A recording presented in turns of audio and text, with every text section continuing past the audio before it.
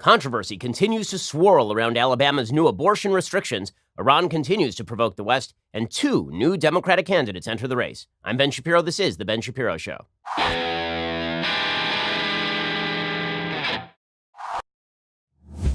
Wow, it is a busy, busy news day. We have a lot to get to. And I have some, I think, interesting analysis of where the abortion controversy goes from here. But first, losing your hair sucks, okay? Male pattern baldness runs in my family. 2 out of 3 dudes will experience hair loss by the time they are 35. Introducing Keeps, the easiest and most affordable way to keep the hair you have. These FDA products, approved products, used to cost so much, but now, thanks to Keeps, they are finally inexpensive and easy to get. For 5 minutes now, starting at just $10 every month, you will never have to worry about hair loss again. Getting started with Keeps is really easy. Sign up takes less than 5 minutes. Just answer a few questions, snap some photos of your hair. A licensed physician will review your information online and then recommend the right treatment for you. Then it is shipped directly to your door every 3 months. Keeps offers generic versions of the only 2 FDA-approved hair loss products out there. Some of you probably tried them before, but you've probably never gotten them for this price. Keeps is only $10 to $35 a month. Plus, now you can get your first month for free, which is a hell of a deal for getting to keep your hair. To receive your first month of treatment for free, go to keeps.com/Ben. That is KEEPS.com/Ben. Free month of treatment at keeps.com/Ben. Go check them out right now. Keeps, hair today, hair tomorrow. Again, that's KEEPS.com/Ben and get that first month of treatment for free. Go check it out right this very instant. Okay, so the obvious controversy of the day continues to be this Alabama law, and there are other states that are now pushing for new restrictions on abortion, which on a moral level is fantastic because obviously, in the view of pro-lifers everywhere, abortion is the grave moral sin that threatens the soul of our nation. It has been so ever since Roe versus Wade. The notion that a woman has a right to kill a human life within her with the help of her doctor is not written anywhere in the Constitution. It is nowhere in the Declaration of Independence. Folks who are making the argument that abortion is a woman's right are doing so based on the absolute nonsensical case of Roe versus Wade. We explained yesterday all the details of Roe versus Wade, the emanations from the penumbras, the idea that everyone gets to define what human life is of their own accord, which, of course, is sheer nonsense. If that logic taken to its ultimate conclusion allows you to dehumanize anybody that you wish to victimize for your own particular purposes. And unfortunately, that really is what abortion is on a broad scale. On a broad scale, the attempt to prevent the understanding that human life exists in the womb for the sake of convenience has become part of a rote thought process by which feminists claim that abortion is nothing more than the dismissal of a polyp, the removal of a polyp. That's utter sheer nonsense. It is deceptive nonsense at that, and it is morally dangerous nonsense as well. So on a pure moral level, an attempt to bar abortion is not just an attempt to protect the life of the unborn. It's an attempt to protect the soul of a country that seeks to prevent the loss of that life. Now, you don't have a right to abortion. You do have a right, life, liberty, and the pursuit of happiness from the Declaration of Independence is the way that it's expressed in the Constitution of the United States, both the 5th and the 14th Amendments, which ironically and perversely have been used as an excuse for abortion by the Supreme Court. It is both the 5th and the 14th Amendments that say that life cannot be removed without due process of law. This is a human life in the womb. And all the counter arguments that are currently being used, that it's a polyp, nonsense. That human life is arbitrarily defined, nonsense. Everyone knows that human life begins at conception. Now, the real question is, on a logical level, when does quote-unquote personhood begin? But the truth is that you don't have to believe that an embryo is the equivalent of a fully grown baby on a scientific level to acknowledge that human life cannot be removed. Human life, incipient human life, as I have called it, you don't have to argue that that is the same thing as a 35-year-old man in order for you to argue that this does have countervailing weight and that that embryo does have, in fact, a right to life under the Constitution of the United States. Personhood amendments are simply designed to extend the notion of personhood to all human life, and it is a unique human life, just the same way that an unfertilized egg is not a chicken, but a fertilized egg is a potential chicken.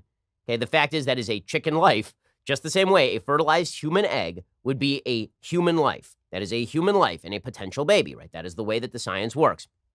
Okay, so the media are up in arms about this. The Democrats are up in arms about all of this. There are several other states that are now considering similar laws. Missouri has an act that's called the Stand for the Unborn Act. It would ban abortion as soon as a doctor can detect heart or brain activity in the embryo, which is basically the equivalent of the Georgia heartbeat bill. The Alabama bill is a little stronger. It says from moment of conception, there can be no abortion. The Missouri bill and the Georgia bill are effectively heartbeat bills. The bill includes alternative language to deal with the possibility that such an early ban could be ruled unconstitutional. If that happens, it becomes a 14-week ban, and if that cutoff date is deemed unconstitutional, it becomes an 18-week ban, and then, if necessary, a 20-week ban. The legislation also prohibits minors from obtaining an abortion without written parental consent in most cases, which, again, makes sense considering that if you're in school and you want an aspirin, you need permission from your parents.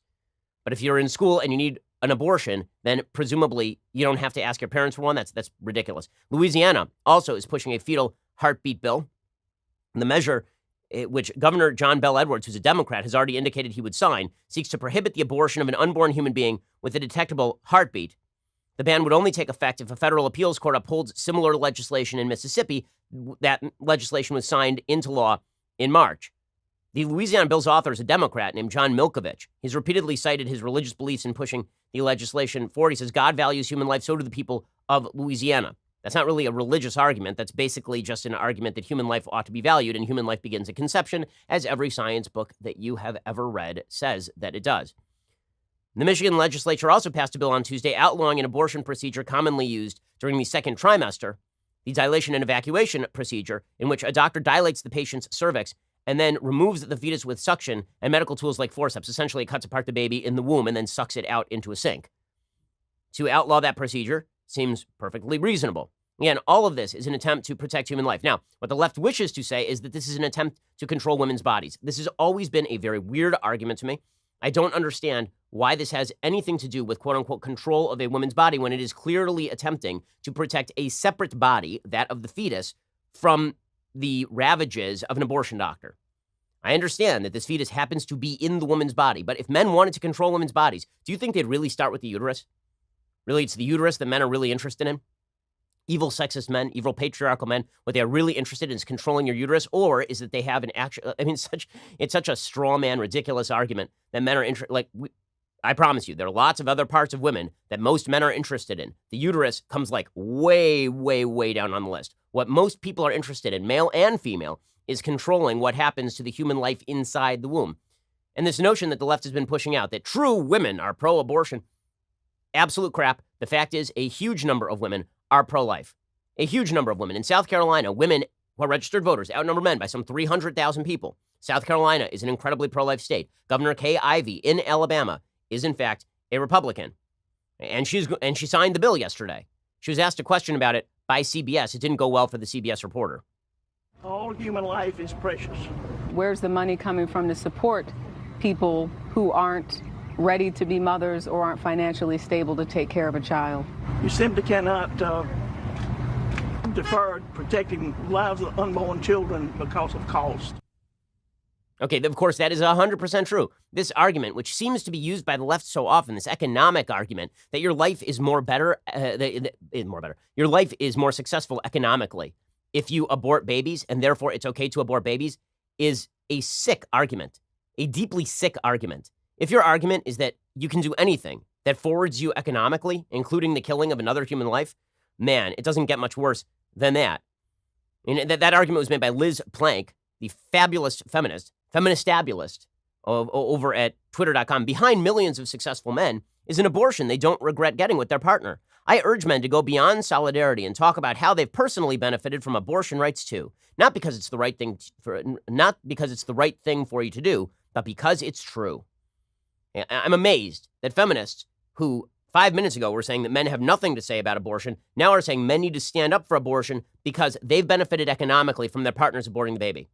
By the way, nothing as scummy as a man who says, yes, I've economically benefited from the killing of my unborn child. I'm so glad that my female sex partner decided to do away with it.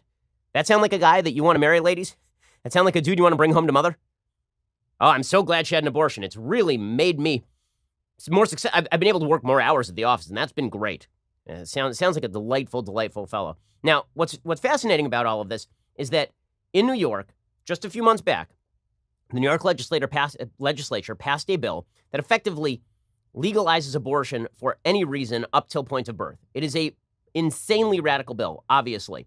And the media didn't cover it that way. The media covered it as, oh, well, this is reasonable. The right went crazy. The left suggested, no, this is totally, utterly reasonable. Listen, we're not putting our priorities on you. This is New York. Okay, Alabama passes a bill, and Mississippi passes a bill, and Georgia passes a bill, and Louisiana's about to pass a bill, Missouri's about to pass a bill, and suddenly it's, no, this is a national attack on women. Really? It's a state decision about abortion rights, so-called abortion rights. Right? These are state legislative actions. Now, what's fascinating is that it's the left that has insisted on nationalizing the issue through Roe versus Wade. Now, I think that the right should nationalize the issue, by the way. I'm in favor of a constitutional amendment to protect life. But that is likely not going to happen anytime soon, which means that effectively speaking, it is a federal issue. It's a federalist issue, meaning that each state gets to make its own decision. If Roe v. Wade were to disappear tomorrow, New York is not going to start outlawing abortions under the Constitution of the United States. It would take a constitutional amendment in order to change the law with regard to all of this sort of stuff. But what's amazing is Democrats suddenly suggesting that if Alabama passes a law, that it's a national issue. We'll talk about it in just 1 second. First, let's talk about your sleep quality. You know, I'm on the road today. That means I didn't sleep as well as I normally do. Why? Because when I'm at home, I get to sleep on a Helix sleep mattress. My Helix sleep mattress is just fantastic. Helix Sleep has a quiz. It takes 2 minutes to complete.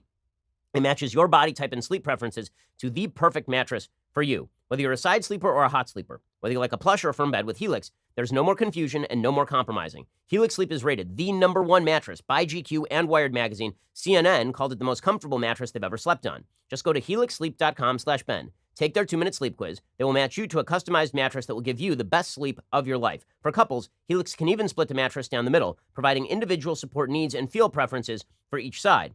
They have a 10-year warranty. You get to try it out for 100 nights risk-free. They'll even pick it up for you if you don't love it, but you probably will.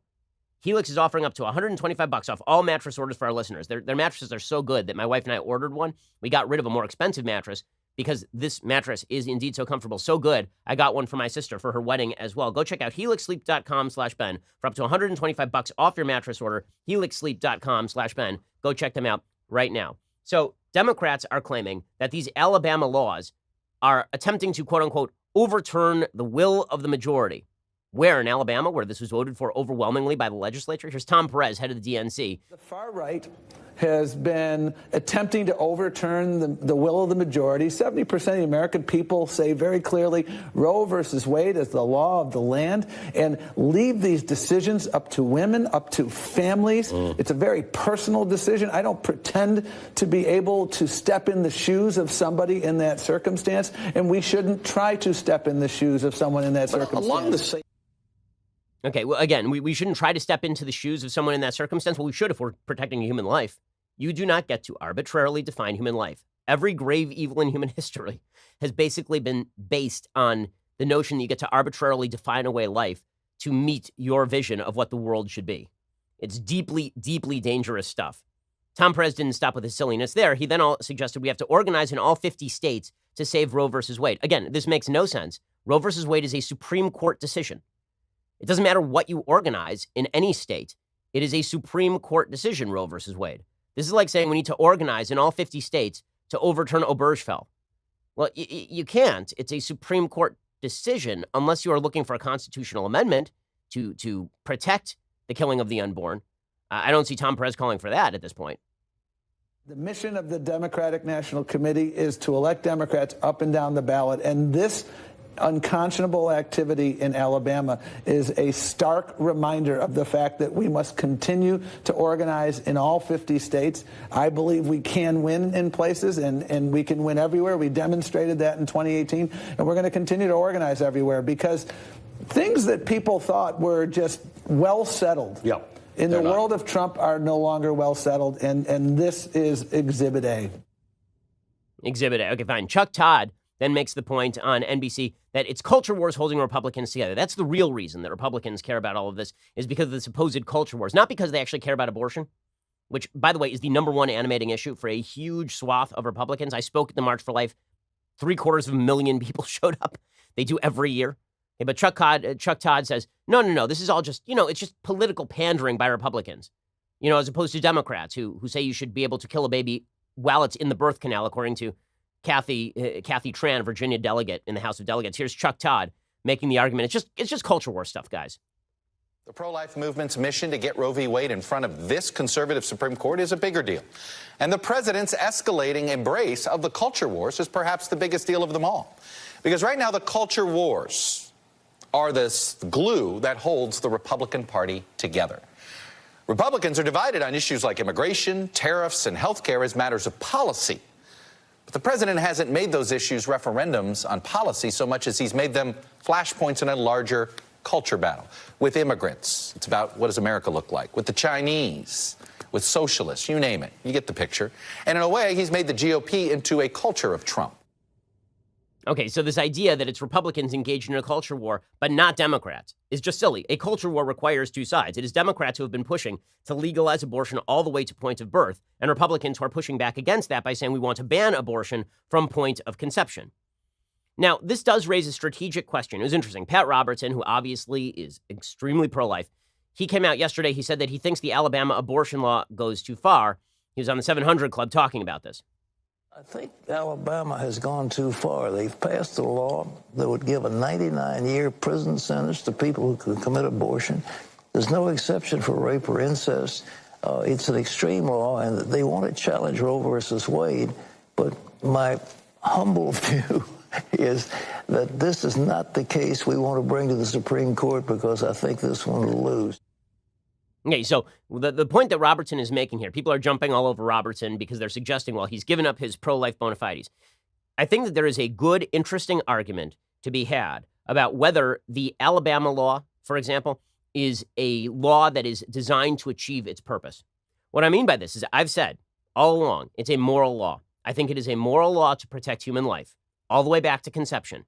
For all reasons, it is important to protect human life. Human life is either worth protecting or it is not worth protecting. And if you say that it is not worth protecting, you're going to have to explain why certain types of human life are not worth protecting. You're going to have to make a logical argument for that. Okay, but that's a different question from the strategy that should be adopted by the pro-life movement in pursuing the abolition of abortion. So to make an analogy, back before the Civil War, there were two positions on the abolition of slavery. Everyone who was in the Republican Party at that time, or the vast majority of the Republican Party was built around the idea that slavery should be abolished. But there were two different approaches that were essentially being pushed. Approach number one was the William Lloyd Garrison approach, which was, okay, if we got to go to war, let's go to war. We got to abolish it across the country. Let's do it right now. It has to be done right this very instant. And William Lloyd Garrison was an extraordinarily polarizing figure specifically because of that.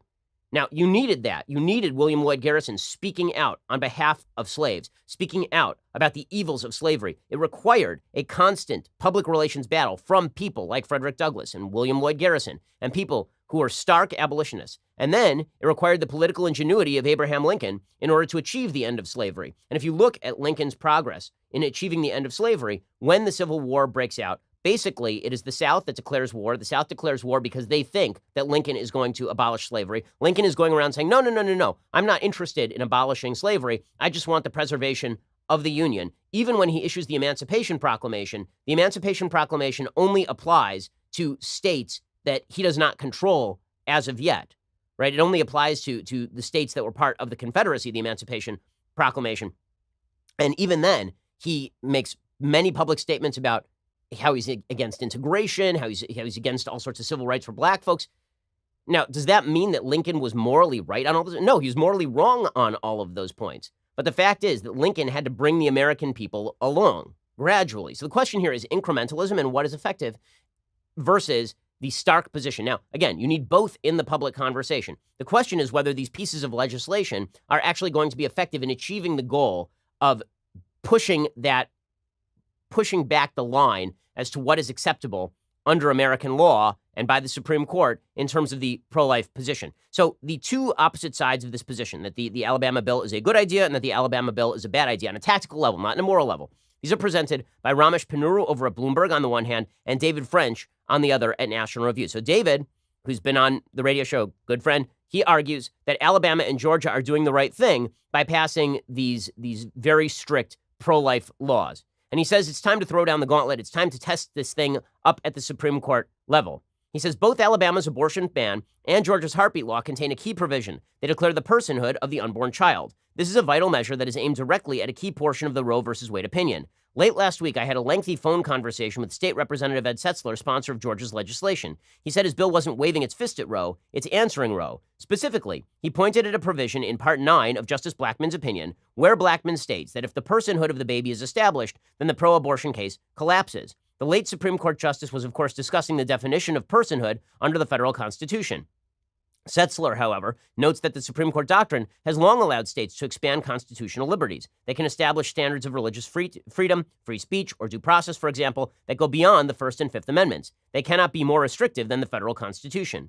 In the abortion context, this doctrine traditionally has been interpreted to allow states like New York to protect abortion rights beyond the minimal threshold required by Roe and Planned Parenthood versus Casey. Georgia and potentially Alabama would be asking the court to permit them to expand the constitutional liberty of the unborn child and to recognize the distinct human identity of the baby in the womb. In other words, Georgia and Alabama are saying we've read Roe, and we're making the very legal statement that Justice Blackmun says would fundamentally undermine the case for abortion. Under our federal system, we can expand the legal definition of life. He says, while pro-life Americans can and do engage in good faith debates about tactics, I prefer the most direct approach. Tell the court what life means. Make the court break the federal system once again. He says the timing is right. It's time for the court to rule on Roe so we know where we stand. He says if the court overturns Roe, rightfully holding that the federal Constitution is silent on abortion, the battle turns to the states. If Roe is upheld and the legal battle over abortion is reduced, both now and for the foreseeable future, to far more marginal issues like admitting privileges or clinic regulations or late-term abortion bans, pro-life Americans would understand that presidents and judges have treated them like Lucy with the football, inducing them to vote on the issue that is more important to them than any other, only to protect the status quo. He says, I know that in theory the judges could overrule Roe through, say, an admitting privileges case, but why would they? Instead, we have to challenge Roe. So that is perspective number one. It's time to challenge Roe. Now is the time. If we don't do it now, when are we going to do it? That's the case David French is making. Then there is the other perspective. I'm going to get to that in just a second as to the tactical usefulness of what Alabama and Georgia are doing. First, I love that Dollar Shave Club has everything I need to look, feel, and smell my best. What I love even more is the fact I never have to go to a store. That's because first, DSC delivers everything I need directly to my door. Two, they keep me fully stocked on what I use so I don't run out. Here's how it works. Dollar Shave Club has everything you need to get ready, no matter what you're getting ready for. They have you covered head to toe for your hair, your skin, your face, you name it. They've got it. And they have this new program where they automatically keep you stocked up on the products you use. You determine what you want and when you want it, and it shows up right at your door from once a month to once every 6 months. That's what I do for their Amber Lavender Body Cleanser. My goodness, it smells delightful, and it is calming. I mean, do I seem like a person who needs calm? You are correct, I do. And that's why I use the Amber Lavender Body Cleanser from Dollar Shave Club Plus. With their handsome discount, the more you buy, the more you save. And right now, they've got a bunch of starter sets you can try for just $5, like their oral care kit. After that, the restock box ships regular sized products at regular price. So, what in hell are you waiting for? Get your starter set for just $5 right now at dollarshaveclub.com/Ben. That is dollarshaveclub.com/Ben. Again, they've got those starter sets you can try for just $5 and then keep the regular sized products coming at regular price. dollarshaveclub.com/Ben. Go check it out right now. So, as I say, there are two perspectives on the Georgia and Alabama law from the pro-life perspective. And again, I agree with everything morally in the Alabama law, down to the marrow of it. The question is whether it's going to be effective. So David French says, well, Roe exists. This will be elevated to the Supreme Court. The Supreme Court will rule, and then we'll know where we stand. That's perspective number one. Go for it. Go for broke. Push it as hard as you can. William Lloyd Garrison. Then there's the Lincoln incrementalist approach. And again, it's not that Lincoln was in favor of preserving slavery. It was that Lincoln saw a strategic value to gradually and incrementally bringing the American people there. This is the approach Ramesh Ponnuru is pushing over at Bloomberg.com, another person with whom I'm friendly. He says, for roughly 25 years, the movement against abortion has been predominantly incrementalist. Its focus has been on restricting abortion in relatively modest ways rather than amending the Constitution to prohibit it altogether. In the 1990s, pro-lifers began to campaign to ban a method of abortion they called partial birth. More recently, they have sought to ban abortions after 20 weeks of gestation. The theory behind this strategy is that changes to the law would reduce abortion rates. Debate over these changes would turn public opinion against abortion. Small victories today would enable bigger ones tomorrow. That day has come in the eyes of some pro-lifers, and then Ramesh quotes David French. And Ponnuru says, nearly everyone who's active in the movement agrees with French that the ultimate goal should be that, as pro-life slogan has it, every child is welcomed in life and protected in law, which requires the overturning of Roe versus Wade. But people who agree on the goal are divided on how to get there. French is underestimating the practical advantages of gradual step-by-step progress. It's true, as he suggests, that the Supreme Court can allow limited measures, such as 20-week bans, without dismantling its abortion jurisprudence. If it took up a heartbeat bill, it would have to choose either to keep or scrap its precedents. A major pro-life objective would be in sight. But since heartbeat laws are flatly inconsistent with the precedents, the justices might not have to take them up in the first place. Lower courts would strike them down. The justices could merely decline to hear appeals. It takes 4 justices to take a writ of certiorari. The question is whether there are 4 justices who would even take up the heartbeat bills. So right now, supposedly, there are 5 conservative justices. In reality, there are 3 solidly conservative justices, and then there are 2 who are sort of on the fence. Okay, the 3 who are solidly conservative would be Thomas, Gorsuch, and Alito. Those are the 3 who would probably take up a writ. And then you have Kavanaugh, who might not, and Roberts, who might not. Okay, so it's a bit of a dangerous game. You're passing these bills. They could be struck down at the Court of Appeals level and never reach the Supreme Court. As Panuru says, let's say, though, that the case actually were taken up by the Supreme Court. French's argument presupposes some justices are on the fence. If so, wouldn't they be less likely to uphold a more far-reaching abortion restriction than to uphold a limited one? The upholding of a limited restriction would put future pro-life litigators in a stronger position to win more legal ground. The turning back of a more frontal challenge would put them in a worse one. In other words, if you push a full ban on abortion to the Supreme Court, it is easier to convince Justice Roberts to simply strike it down, and in doing so, to actually create damage. Okay, what I've been saying is that I think that the Supreme Court, if it's going to pare back its abortion rulings, is likely to do so by looking at the undue burden standard under Planned Parenthood versus Casey. There's a tactical consideration. Again, I agree with the morality of the Alabama law. Were I king, it would be a constitutional amendment. Okay, but the fact is that the Supreme Court is still going to rule on this stuff. And when the Supreme Court rules on it, the most likely scenario is that they don't overturn Roe. I don't think you have 5 votes for that. And the most likely scenario is they don't overturn Planned Parenthood versus Casey. The most likely scenario is they do what they've been doing with, for example, partial birth abortion bans. And what they say is the undue burden standard allows for women to continue to have abortions until a certain point in pregnancy, but science is showing that we need to move that standard further and further back.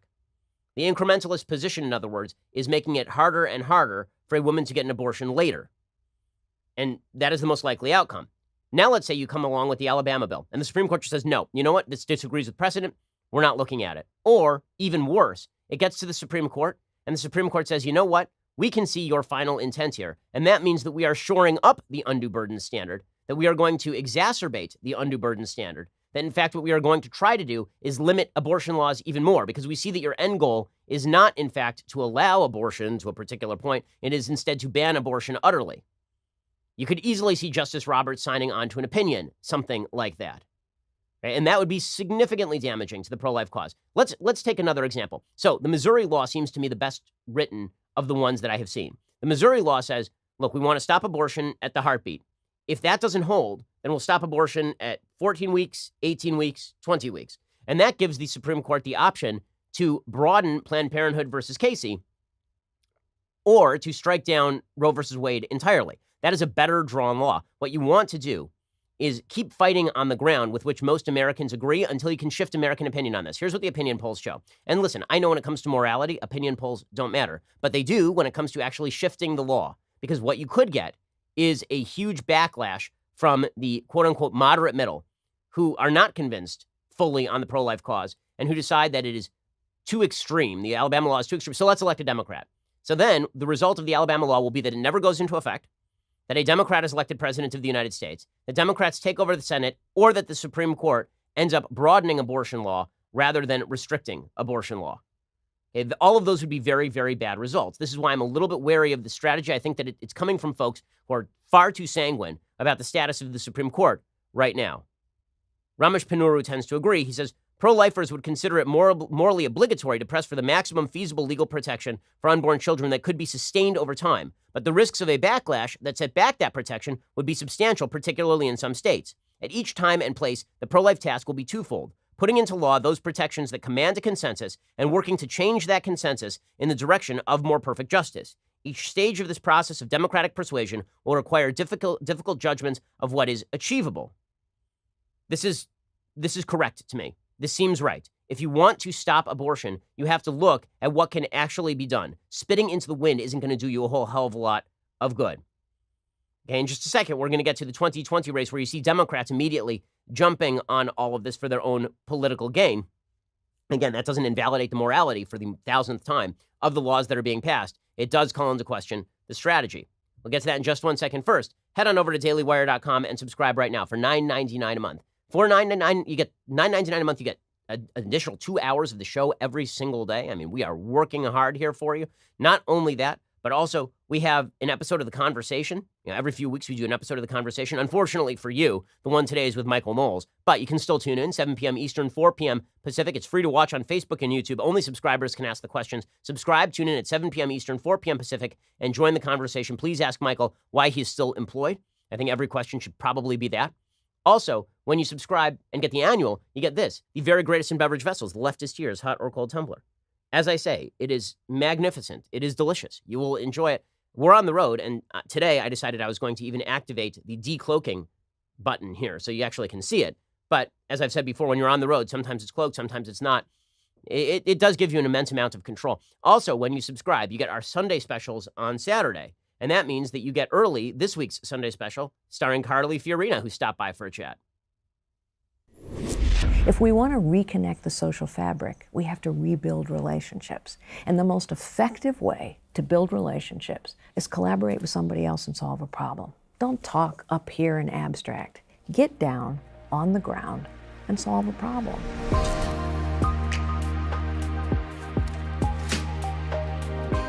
Okay, so go check that out right now. Carly Fiorina is just terrific, and you'll see the entire hour-long conversation we consider politics and business and what it's like to be a powerful female in a world that sometimes is not super friendly to that. Carly and I disagree about some of that stuff, but she is just first rate, and you're going to really enjoy the conversation. So please go check that out. Subscribe. Leave us a review over at YouTube or iTunes. That always helps us. We are the largest, fastest growing conservative podcast and radio show in the nation.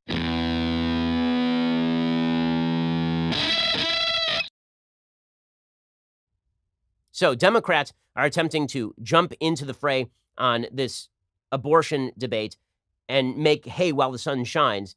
They're doing so in some of the most dishonest ways I've ever seen. We'll get to the 2020 candidates in just a second. First, I have to show you how Alexandria Ocasio-Cortez responded to all of this. So the inimitable AOC, brilliant, brilliant woman, she tweeted out, Alabama lawmakers are making all abortions a felony punishable with jail time, including women victimized by rape and incest. Of course, no added punishments for rapists. It's going to Governor Kay Ivey's desk. She will decide the future of women's rights in Alabama. Okay, so she's just lying here. The Alabama law does not criminalize the women. Okay, women who are victimized by rape and incest do not go to jail. And when somebody pointed this out, AOC then started to lie. Liz Wheeler pointed this out, and AOC started to lie like a rug. She said, actually, it would be a felony for women if those women are medical providers. See, according to your own semantic standard, you lied. We can fact check obvious semantics all day and make absurd bad faith claims if that's how you want, how you want be. But I have better uses for my time. No, you don't. Than saying silly things. AOC, no. You do that like full time. So she just lies, right? Her original tweet is women who are victimized by rape and incest could go to jail. And then when called on that, she goes, what I meant was female abortion doctors. Boom! Mic drop. What a liar she is. Okay, but she's not the only one who is lying. Kirsten Gillibrand, who is, of course, one of the foremost Democratic contenders for 0% of the vote. You know, let's play some Kirsten Gillibrand theme music. What do you mean? She's taken every position on every possible topic. That is true for gun rights. And now on abortion, she is taking the position that Alabama passes a law, and somehow that is a national attack on reproductive freedom. Please explain, Kirsten Gillibrand, how states that are not New York are passing laws that don't affect New York, and that's a national attack on reproductive freedom.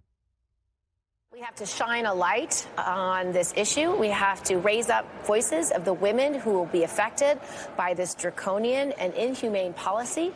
And make no mistake, this is a nationwide attack on women's reproductive freedom, on their basic civil rights and basic human rights. Over 29 states in this year alone are attacking women's constitutional rights. And we have to fight. We have to fight now, harder than we have ever fought before. Inspiring stuff from a woman whose immediate family might vote for her in a primary. So Kirsten Gillibrand pushing this. Cory Booker goes even further. Cory Booker, Spartacus, as it were.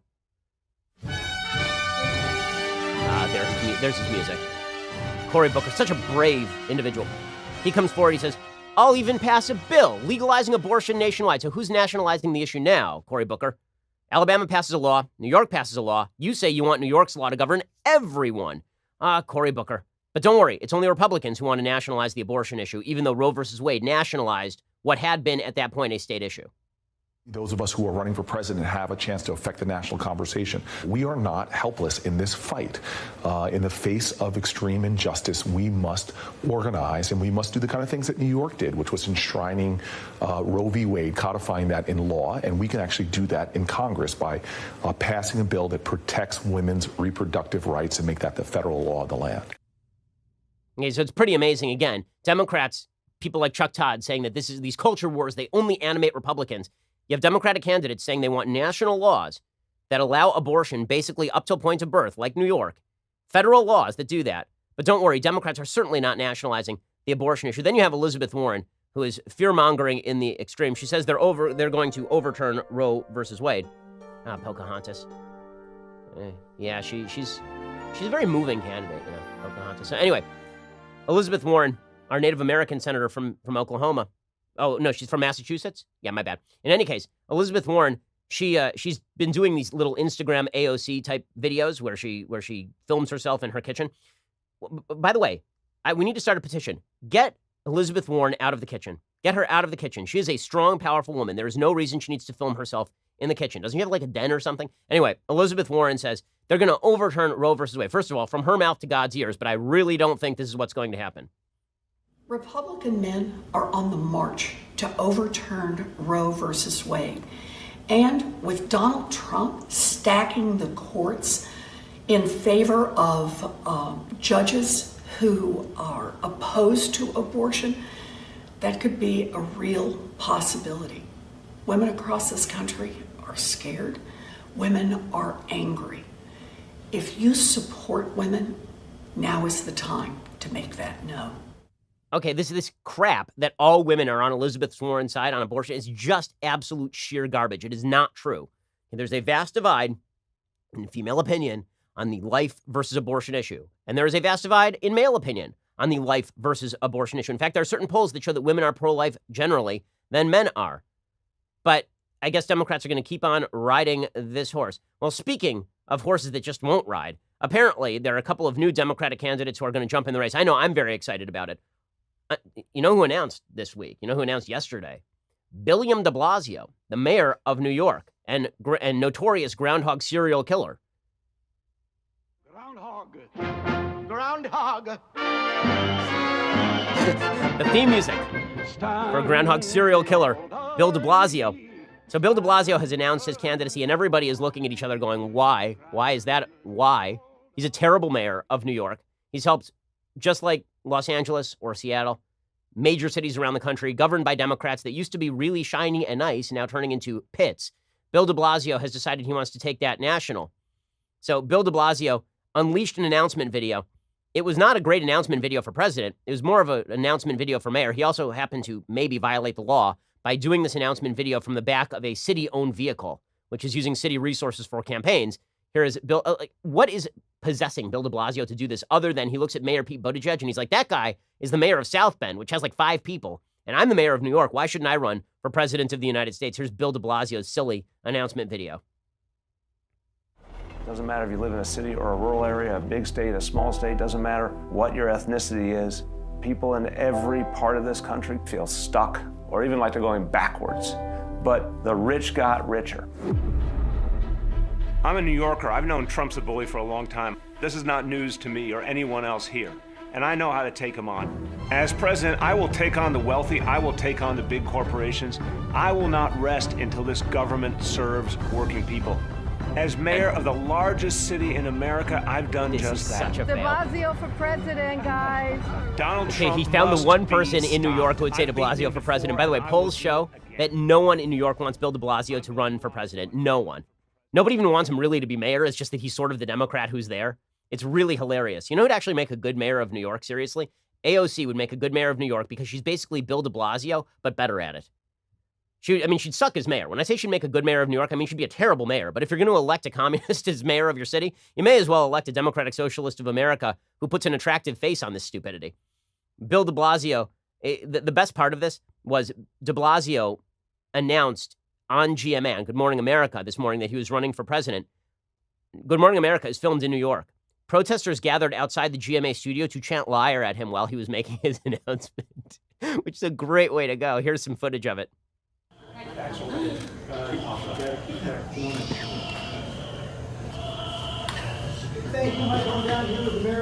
Outside are chanting liar as he announces his presidential run at Good Morning America. So things are going great for Bill de Blasio. He, though, is not the only candidate who announced yesterday that he was running for president. There's a guy named Steve Bullock. You've never heard about him. Not Bullock like the guy from Deadwood, like Steve Bullock. He's the governor of Montana. Nobody knows who he is. And he's in Montana, which means he has like 7 constituents, because Montana's a great state, but like 7 people live there. In fact, there are more senatorial seats for Montana, I believe, than congressional seats. Isn't that correct? Or am I screwing up my states? In any case, Steve Bullock, we have a little bit of Steve Bullock theme music, which I think we will only end up playing once, unfortunately. On the first part of the journey, I was looking at all So, the lights. Steve Bullock, really doing yeoman's work. No, I'm correct about this. Montana only has 2 senators and 1 representative in the U.S. House of Representatives. So, like 7 people live there. And he's like, you know what? I'm running for president. And then he was asked an unfortunate question. Steve Bullock, please name, you've been governor of the state for 7 years. Please name a accomplishment. Not like a lot of them, just like a accomplishment. 1 accomplishment. Here's Steve Bullock really demonstrating why he should be president of the United States. What have you been proudest to achieve as governor?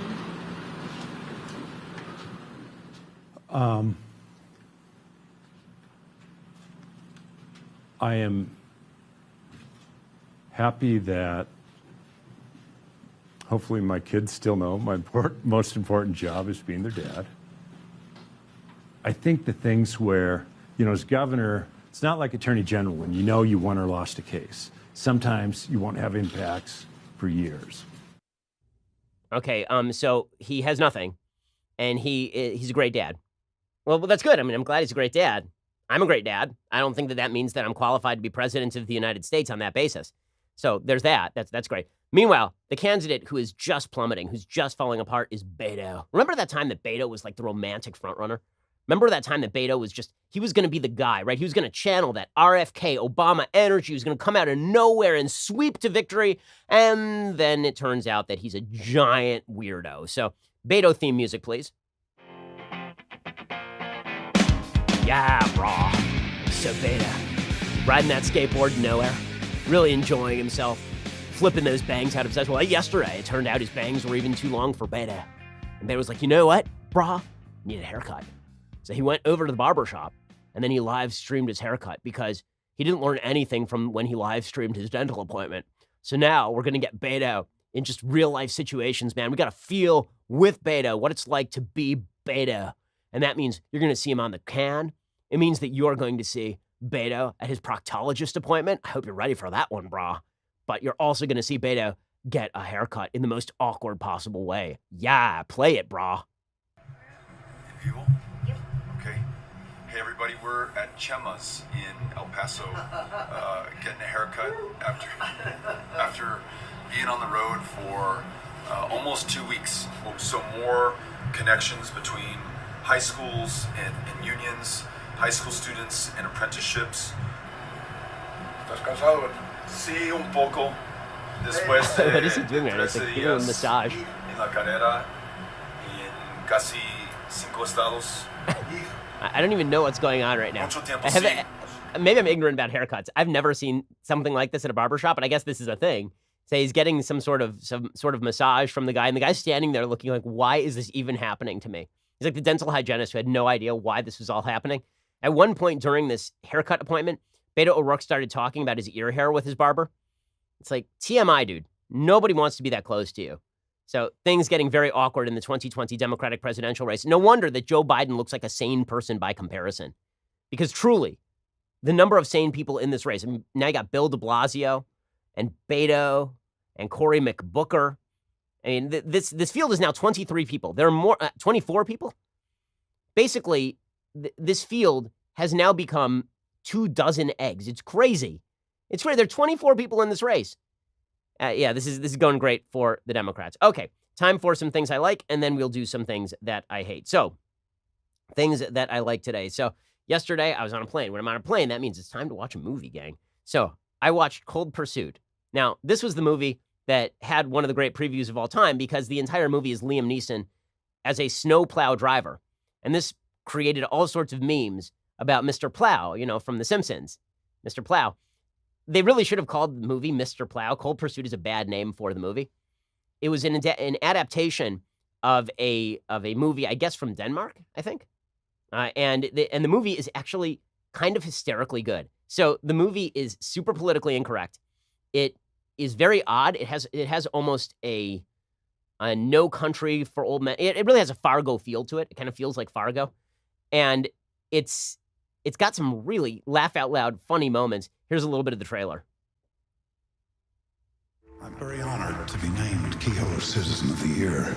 I'm just a guy who keeps a strip of civilization open. When you drive the same road day after day, it's easy to think about the road not taken. I was lucky. I picked a good road early, and I stayed on it. Mr. Coxman? What can I do for you? It's about your son. So basically, his son dies, and then he decides to take revenge on the entire drug ring that killed him. But the movie, it's pitched as a serious revenge drama. It is utterly unserious. It's actually really, really funny. So this is one of the problems with ad campaigns for films. Very often, what you get from the ad campaign is not actually what the film is. So if you watch Cold Pursuit's trailer, what you get from it is that this is going to be the most serious. It's basically Taken, but with a snowplow. That's what it is. That is not what the movie is at all. It's really hysterically quirky and weird and funny. There's a whole scene. I don't want to give it away, but there is one scene that is just really funny. One of the characters is this Native American drug lord, and he and his crew go to a hotel and they're trying to get a room, and they walk up to the desk and they don't have a reservation, and the woman behind the desk says, "I think you need to. I'm looking here and I see that you don't have a reservation." And they look at her. They look at her like, "What did you just say to us?" And she doesn't understand what just happened. And then they explain that that according to them, she said that they should go back to the reservation and that they will threaten her on Yelp if she does not, in fact, give them a room. It's a very funny scene. In any case, the movie itself is really weird, quirky, and fun. Go check out Cold Pursuit if you're into dark humor, because that's really what it is. Okay, time for some things that I hate. Okay, so the SATs were supposed to provide an objective metric of performance, of student performance. Now, you can take SAT training courses, but they are only going to move you somewhat in one direction. You're not going to move from 1,100 to 1,400 on the SATs just with an SAT prep course. SATs are basically a stand-in for an IQ test. They're a soft form of an IQ test.